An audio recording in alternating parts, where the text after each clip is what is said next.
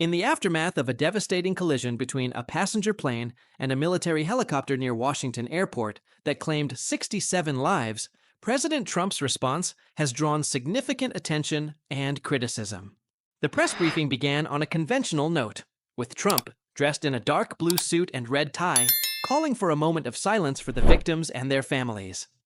He initially struck the expected presidential tone, acknowledging the nation's hour of anguish and offering words of comfort about the victims finding the warm embrace of a loving God.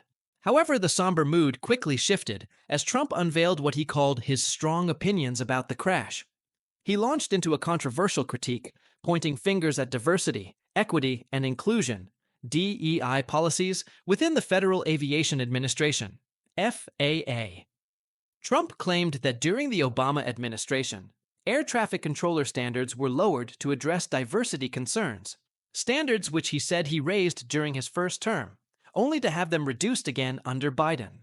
The press conference featured supportive appearances from key administration officials, Transportation Secretary Sean Duffy, Defense Secretary Pete Hegseth, and Vice President JD Vance, who all echoed Trump's stance against DEI policies and praised his leadership approach of prioritizing the best and brightest. When pressed by reporters about making such claims before the investigation's completion, or even knowing the victims' identities, Trump defended his position, stating he relied on common sense and likened air traffic control to a major chess game at the highest level.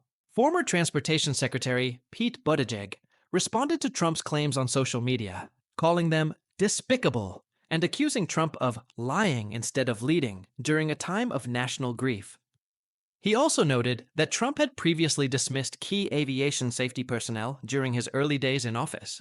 The incident has reignited debates about leadership style during national tragedies, contrasting with how previous presidents like Reagan, Clinton, Obama, and Biden approached their role as consoler-in-chief during similar crises. This response to the Washington air disaster adds to a pattern where Trump has quickly attributed tragic events to political causes, similar to his recent reaction to the New Orleans terrorist attack, which he incorrectly linked to illegal immigration despite the attacker being a U.S.-born citizen.